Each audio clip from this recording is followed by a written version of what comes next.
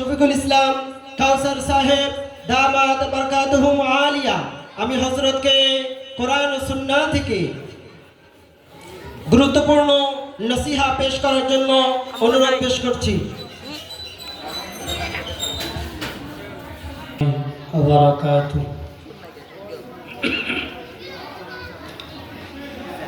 الحمد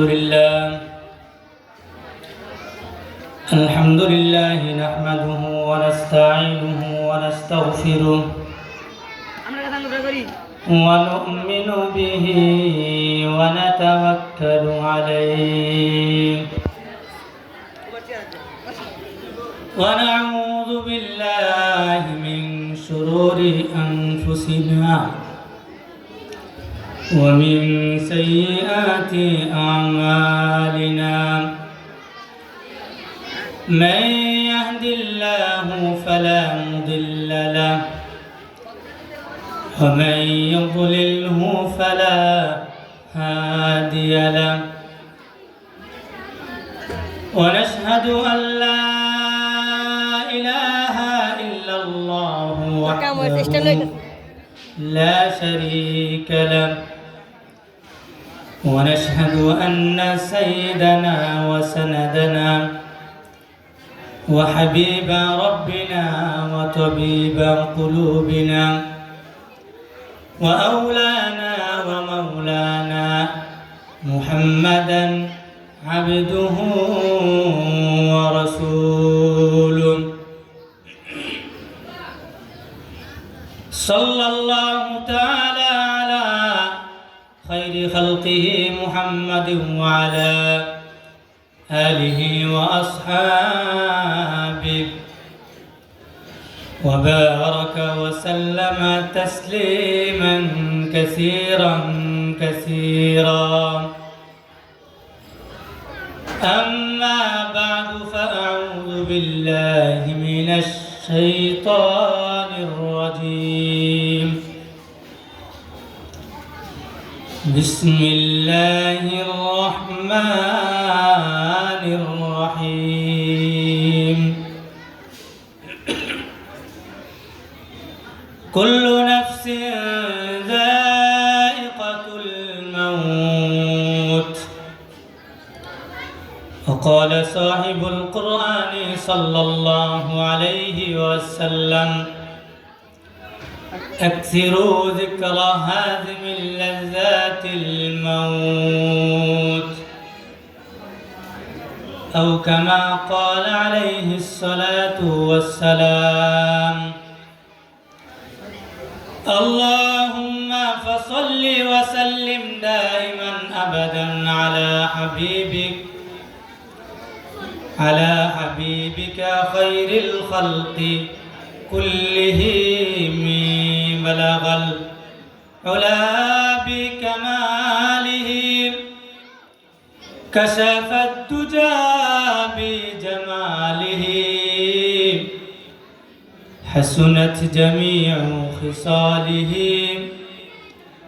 صلوا عليه وآله। সূরা আলে ইমরানের 185 নম্বর আয়াত তেলাওয়াত করেছি। বিশ্বনবী মুহাম্মদ আরবি সাল্লাল্লাহু আলাইহি সাল্লাতু ওয়াস সালামের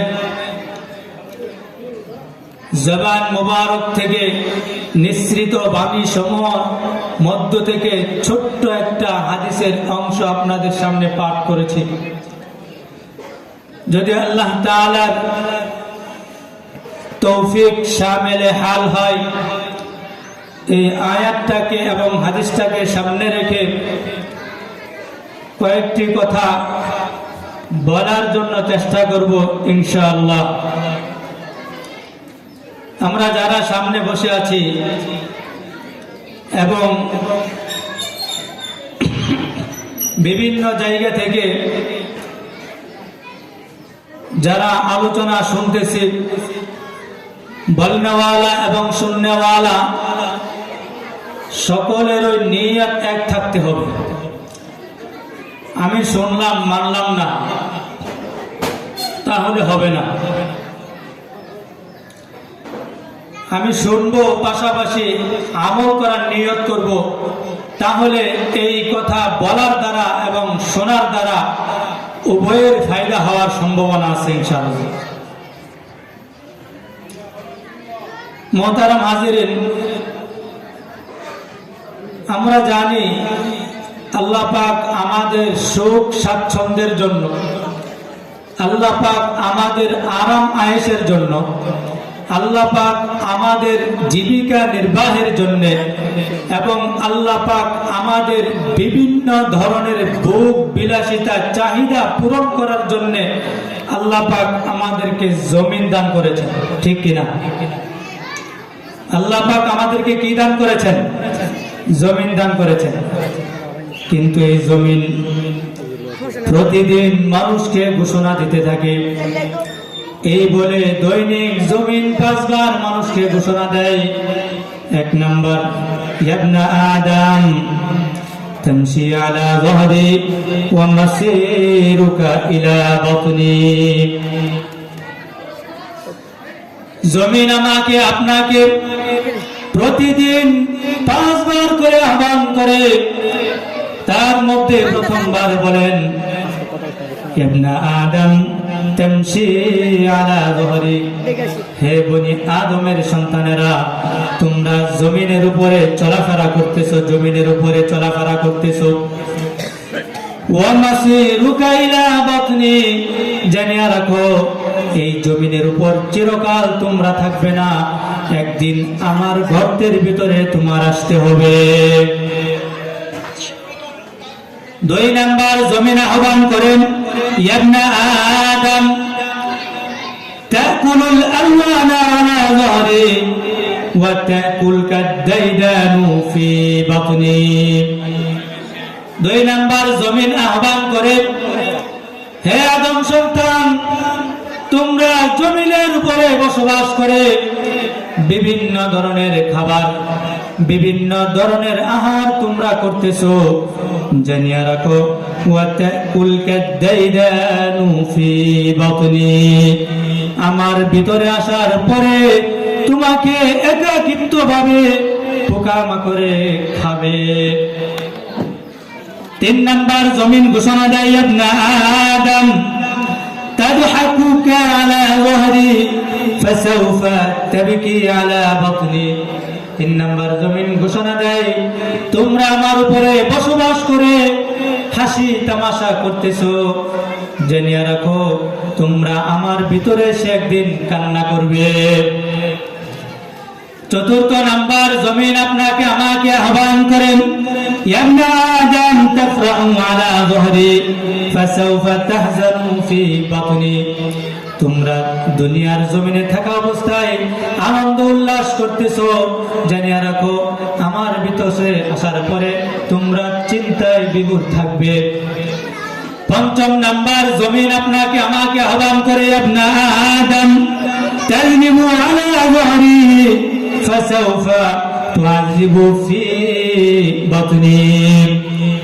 জমিন আমাকে আপনাকে 5ম বারের মতো আহ্বান করে, দুনিয়ার জমিনের উপর তোমরা বসবাস করতেছো, দুনিয়ার পিঠের উপর তোমরা বসবাস করে গুনাহের কাজের মধ্যে লিপ্ত রয়েছো, জানিয়া রাখো আমার ভিতরে আসার পরে আমি তোমাদেরকে সেই শাস্তি প্রদান করব। এবার বুঝেন, জমিন আল্লাহ পাক আমাকে আপনাকে আনন্দ উল্লাস করার জন্য দিয়েছেন। জমিন আপনাকে আমাকে আল্লাহ পাক আনন্দ উল্লাস করার জন্য দেয়নি, বরং আল্লাহ পাক আপনাকে আমাকে জমিন দান করেছেন এই জীবনটাকে গড়ে নেওয়ার জন্য।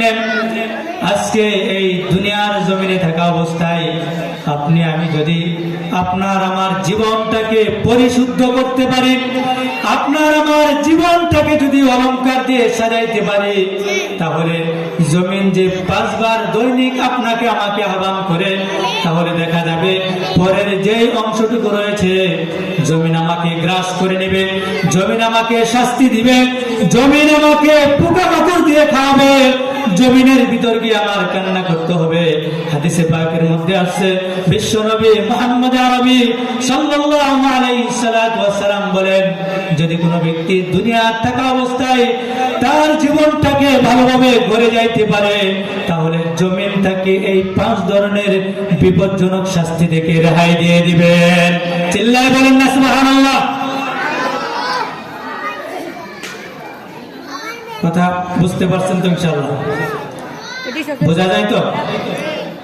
একটা মানুষ সর্বশ্রেষ্ঠ হওয়ার জন্য 5টা গুণ থাকা লাগবে। কয়টা গুণ? একটা মানুষ সর্বশ্রেষ্ঠ হওয়ার জন্য 5টা গুণ থাকা লাগবে। 1 নম্বর গুণটা হতে হবে আইয়াকুনা আলা ইবাদাতি রাব্বিহি মুকবিলান।